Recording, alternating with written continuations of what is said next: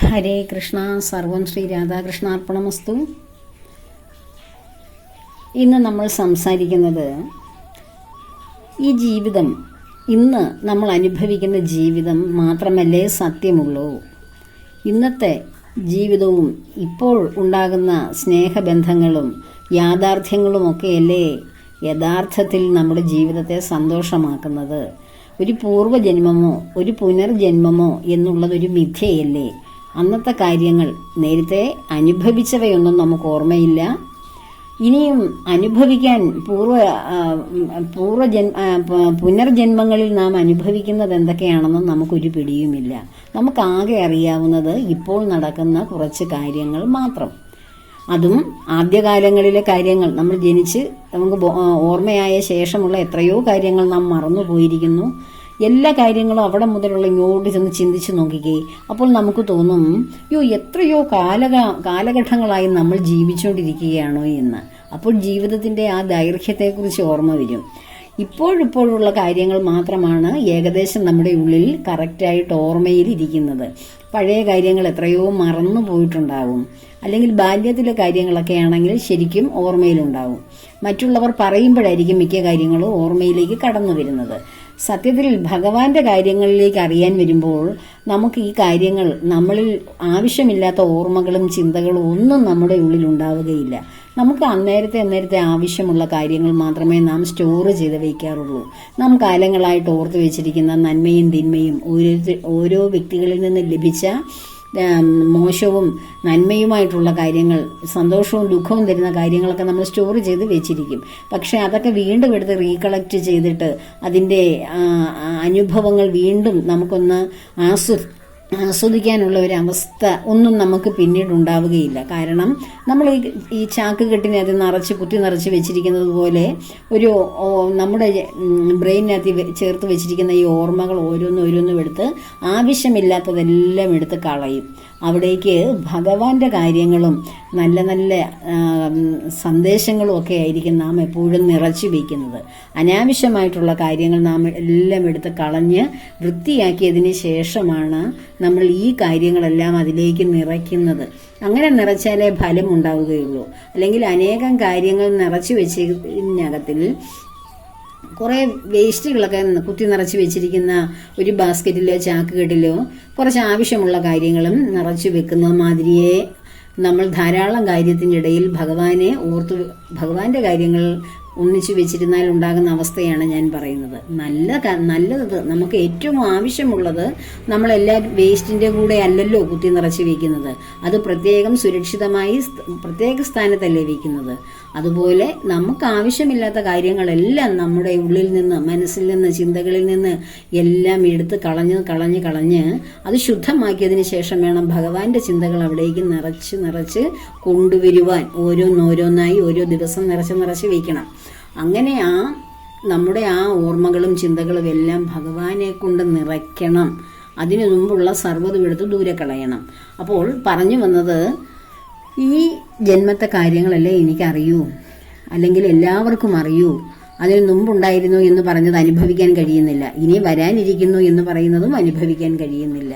ഇങ്ങനെ തോന്നുമ്പോൾ ഈ ഒരു ജന്മം മാത്രമല്ലേ സത്യമുള്ളൂ എന്ന് നമുക്ക് തോന്നിപ്പോകും, അല്ലേ? പക്ഷേ ഈ ജന്മം നാം അനുഭവിക്കുന്നല്ലോ, സുഖവും ദുഃഖവും ഒക്കെ അനുഭവിക്കുന്നുണ്ടല്ലോ. അതെങ്ങനെയുണ്ടായി? ഈ ജന്മമേ ഉള്ളൂ സത്യമെങ്കിൽ ഇപ്പോൾ നമ്മൾ നന്മയും തിന്മയും ഒക്കെ അനുഭവിക്കുന്നു. ചില ചെറിയ കുട്ടികൾ ജനിക്കുമ്പോൾ തന്നെ വളരെ വലിയ രോഗങ്ങളുമായി ജനിക്കുന്നു. ചിലർ അംഗവൈകല്യങ്ങൾ കൊണ്ട് ജനിക്കുന്നു. ചിലർ ജീവിതത്തിലേക്ക് കടന്നു വന്നതിന് ശേഷം മ്ലേച്ഛമായ ചിന്തകളിലൂടെയും പദ്ധതികളിലൂടെയും കടന്നു പോകുന്നു. ചിലർ വളരെ ശ്രേഷ്ഠമായ ജീവിതം നയിക്കുന്നു. ചിലർ അവന് മറ്റുള്ളവരെ ഭരിക്കുവാൻ ഉള്ള ഒരു പദവിയിലെത്തുന്നു. ചിലർ അടിമകളെ പോലെ ജോലി ചെയ്യുന്നു. ചിലർ ഇതൊന്നും അറിയാതെ അന്ധകാരത്തിലൂടെ കഴിഞ്ഞു പോകുന്നു. കുറേ പേർ ദൈവത്തെ അറിഞ്ഞ് ജീവിക്കുന്നു. അങ്ങനെ വ്യത്യസ്തമായിട്ടുള്ള ജീവിതങ്ങളും വിവിധ മണ്ഡലങ്ങളുമാണ് നമ്മുടെ ചുറ്റുപാടും നാം കാണുന്നത്. നമ്മൾ ഓരോ വ്യക്തിയെയും എടുത്തു നോക്കൂ. എല്ലാത്തിനെയും കുറിച്ച് നമ്മൾ പരിശോധിക്കാൻ പോകണ്ട. നമ്മളെക്കുറിച്ച് മാത്രം എടുത്തു നോക്കൂ.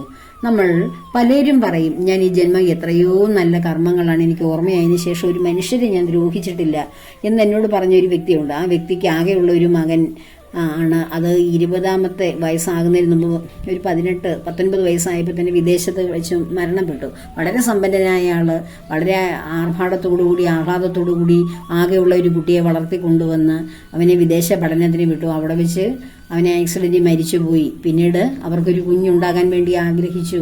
അങ്ങനെ ഒരു കുഞ്ഞുണ്ടായി. ആ കുഞ്ഞ് ജനിച്ചതിന് ശേഷം ഹോസ്പിറ്റലിൽ നിന്ന് തിരികെ വരുന്നതിന് മുമ്പ് ആ കുഞ്ഞും മരണപ്പെട്ടു. ഡോക്ടറുടെ ഒരു കൈപ്പിഴവുണ്ട്.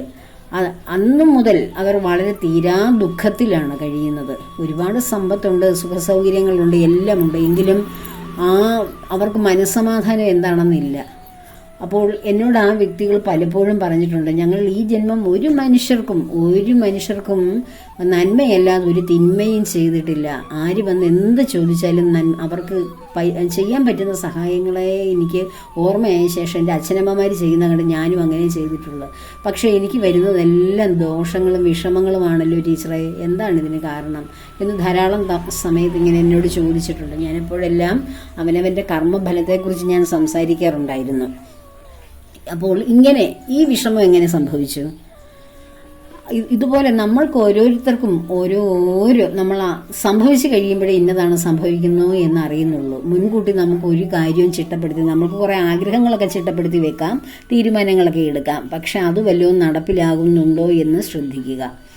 അപ്പോൾ എന്തുകൊണ്ടാണ് ഇങ്ങനെയുള്ള വൈപരീത്യങ്ങളൊക്കെ ജീവിതത്തിൽ കടന്നു വരുന്നത് എന്ന് ചിന്തിക്കുമ്പോൾ നമുക്ക് ചിന്തയുടെ അപ്പുറത്ത് ചില കാര്യങ്ങൾ, നമ്മുടെ യുക്തിക്ക് അപ്പുറത്തേക്കുള്ള ചില കാര്യങ്ങളിലേക്ക് കടന്നു പോകും. കർമ്മദോഷമാണെന്ന് നമ്മുടെ മുത്തശ്ശിമാരൊക്കെ ഓരോ കാര്യങ്ങളും പറയും. ഓരോരുത്തരുടെയും ജീവിതത്തിലെ ദുരിതങ്ങൾ വരുമ്പോൾ പറയും, ഇതൊക്കെ കർമ്മഫലമാണ്, അനുഭവിക്കാതെ എവിടെ പോകാൻ പറ്റും? കർമ്മഫലം ഓരോരുത്തരും അനുഭവിക്കുകയല്ലേ ചെയ്യേണ്ടൂ. അപ്പോൾ എന്നത്തെ കർമ്മഫലമാണ് നമ്മൾ ഈ അനുഭവിക്കുന്നത് എന്ന് ആലോചിക്കുക. വളരെ സിമ്പിളായിട്ട് ആലോചിച്ചാൽ മതി, അല്ലാതെ ഗഹനമായ കാര്യമല്ല. കർമ്മഫലങ്ങളൊക്കെ എങ്ങനെയുണ്ടായി? എവിടെ നിന്ന് വന്നു ഈ കർമ്മങ്ങളൊക്കെ?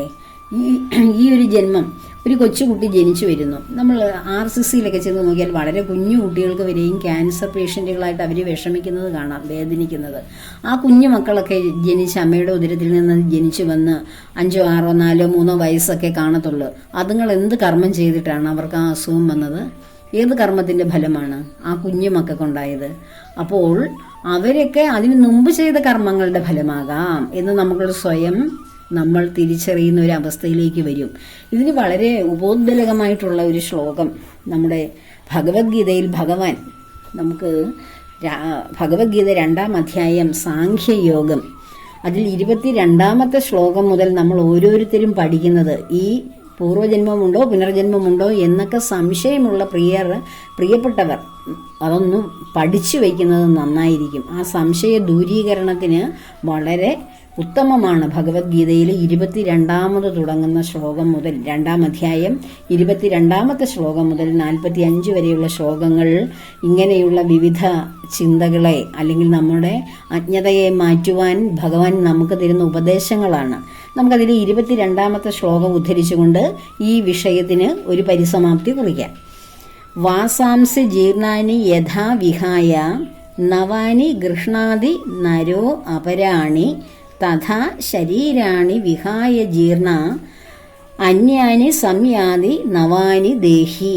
ഒന്നുകൂടെ വായിക്കാം.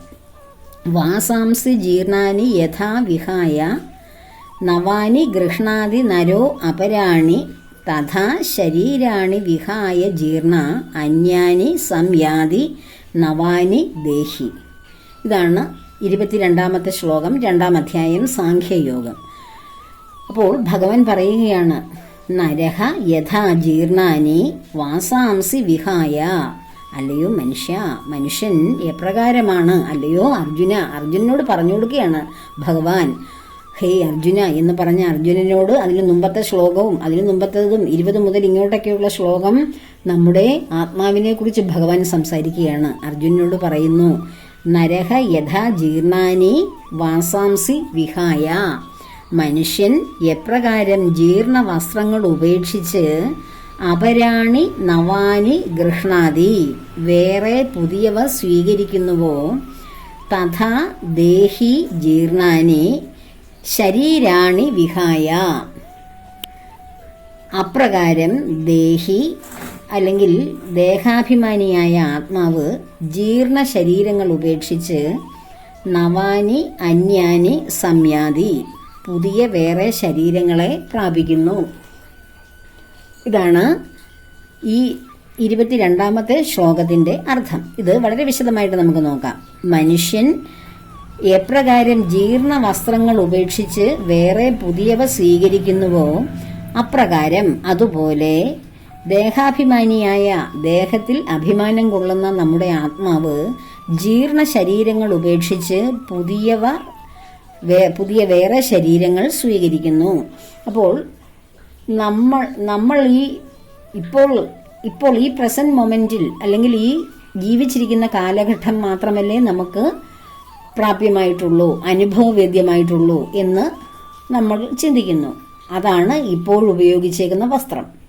ഇതിപ്പോൾ ഞാൻ എൻ്റെ പേരിൽ ഇപ്പോൾ അറിയപ്പെടുന്നു. ഞാനൊരു സ്ത്രീയാണ്, എൻ്റെ പേര് ഇന്നതാണ്, ഞാൻ ഇന്ന ആളുടെ അച്ഛനമ്മയുടെ മകളാണ്, ഇന്ന ആളിൻ്റെ ഭാര്യയാണ്, ഇന്ന മക്കളുടെ അമ്മയാണ്, ഇന്ന ആൾക്കാരുടെയൊക്കെ അധ്യാപകരാണ്, ഇന്ന സ്കൂളിൽ വർക്ക് ചെയ്യുന്നു. ഇങ്ങനെയൊക്കെ എനിക്ക് ധാരാളം പറഞ്ഞു വരുമ്പോൾ ഒരുപാട് പേരുകൾ, ഒരുപാട് ലേബലുകൾ ഉണ്ടാവും. ഇതൊക്കെ ഈ കാലഘട്ടത്തിൽ മാത്രമാണ്. ഏത് കാലഘട്ടത്തിലെ? ഈ ശരീരത്തിൽ, ഈ രാജി എന്ന പേരിലിരിക്കുന്ന ശരീരത്തിലിരിക്കുന്ന എൻ്റെ മറ്റ് പൊടുപ്പും തൊങ്ങലുകളുമൊക്കെ മാത്രമാണ് അതെല്ലാം.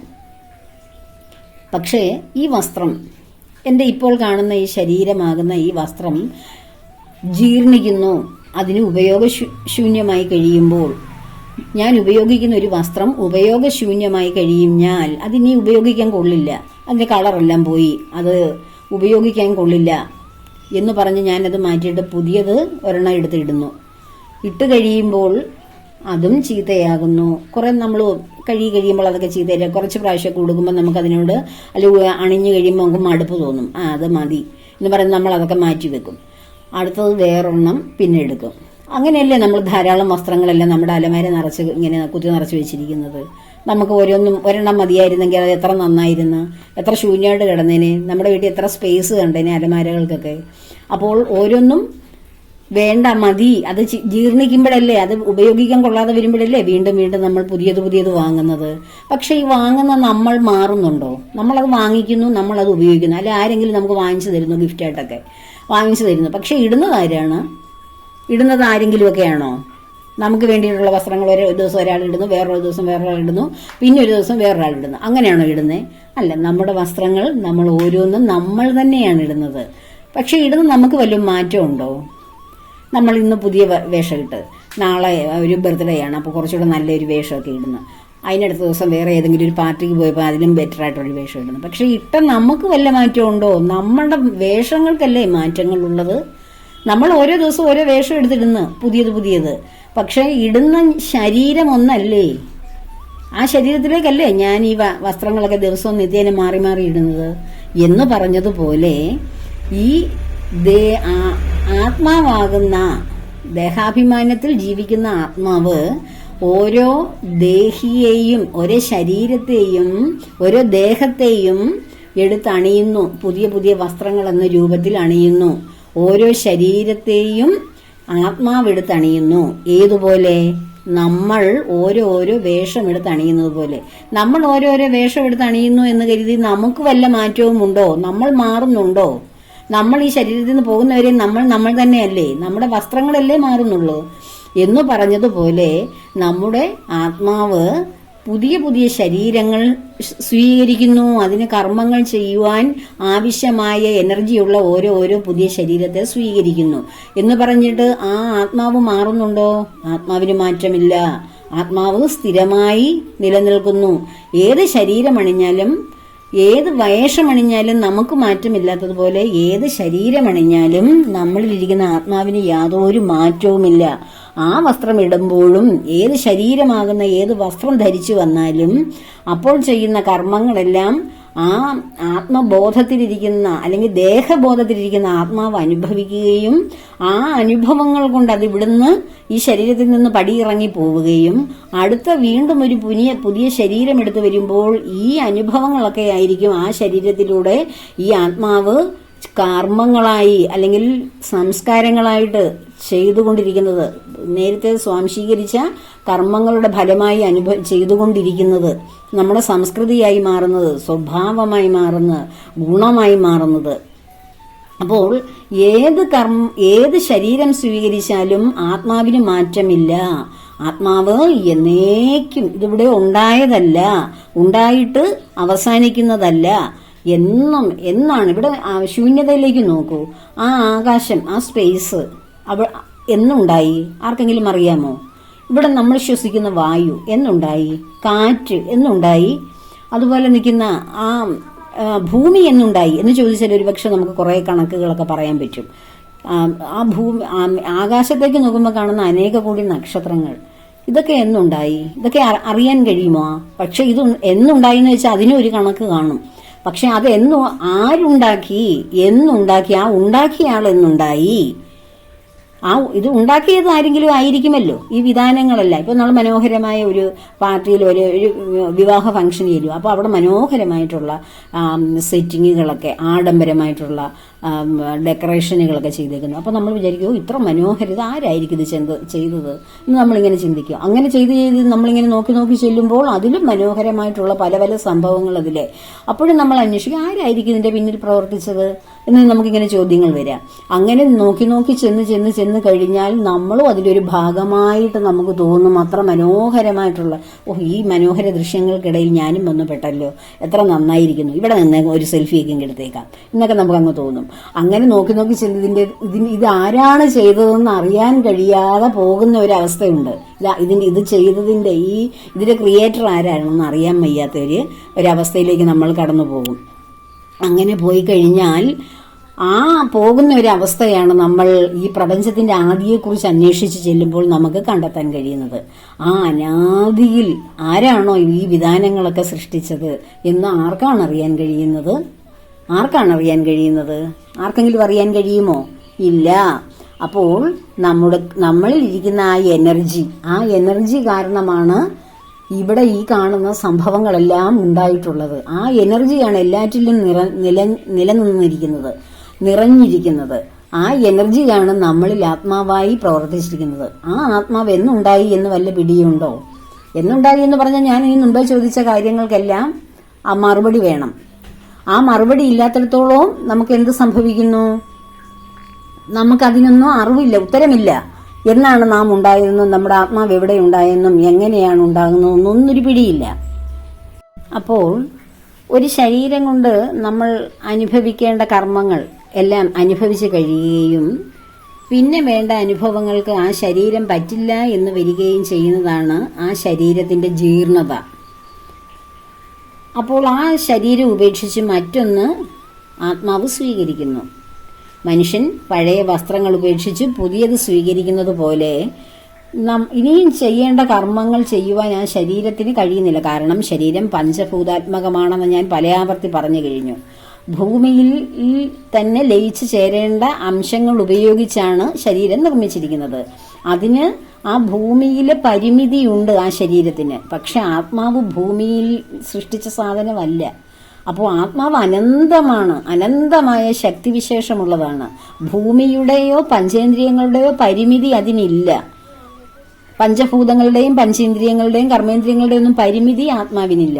അപ്പോൾ ആ ആത്മാവ് ഇത് ഉപയോഗിച്ചതിന് ശേഷം ഈ ശരീരം ഉപയോഗിച്ച് അതിന്റെ കർമ്മങ്ങൾ പൂർത്തിയാക്കാൻ അതിന് കഴിയുന്നില്ല. ഈ ശരീരത്തിൽ ഇരുന്നു കൊണ്ട് പറ്റുന്നിടത്തോളം കർമ്മങ്ങൾ ചെയ്തു കഴിഞ്ഞ് ശരീരം ജീർണിച്ച്, അതായത് ശരീരത്തിന് ആവതില്ലാതെ ആ ആത്മാവ് ആഗ്രഹിക്കുന്ന പോലെ ശരീരം പ്രവർത്തിക്കാൻ കഴിയാതെ വരുന്ന അവസരത്തിൽ ആ ശരീരം ജീർണതയിലേക്ക് അല്ലെങ്കിൽ മൃത്യുവിലേക്ക്, മരണപ്പെടുന്ന അവസ്ഥയിലേക്ക് പോവുകയും ആ ശരീരത്തെ ഉപേക്ഷിച്ച് ഒരു പക്ഷിയെ പോലെ ആത്മാവ് ഈ അനന്ത വിഹായസിലേക്ക് ലയിക്കുകയും ചെയ്യുകയാണ് ചെയ്യുന്നത്. അത് വീണ്ടും ഒരു പുതിയ ശരീരം എടുക്കുകയാണ്, ഒരു ശൈശവം, ഒരു പുതിയ ശരീരം എടുത്തുകൊണ്ട് വീണ്ടും മറ്റൊരു രൂപത്തിൽ അതിന്റെ കർമ്മം അനുസരിച്ച് ചെയ്ത കർമ്മങ്ങളുടെ ബാക്കി കർമ്മങ്ങൾ അനുഷ്ഠിക്കേണ്ടത് എവിടെയാണോ, ആരോടൊപ്പമാണോ, എങ്ങനെയൊക്കെയാണോ, ഏത് സ്ഥാനമാനങ്ങളിലിരുന്നാണോ, ഏത് പേരിലിരുന്നാണോ, ആരുടെ അച്ഛൻ്റെ അമ്മയുടെ മക്കളായിട്ടാണോ ജനിക്കേണ്ടത്, അതിനനുസരിച്ച് ആ ആത്മാവ് പുതിയ ഒരു ശരീരം സ്വീകരിച്ചു പുതിയൊരു ഗൃഹത്തിൽ പുതിയൊരു വ്യക്തിയായി അങ്ങനെ നാമധേയം ചെയ്ത് ജീവിക്കപ്പെടുന്നു.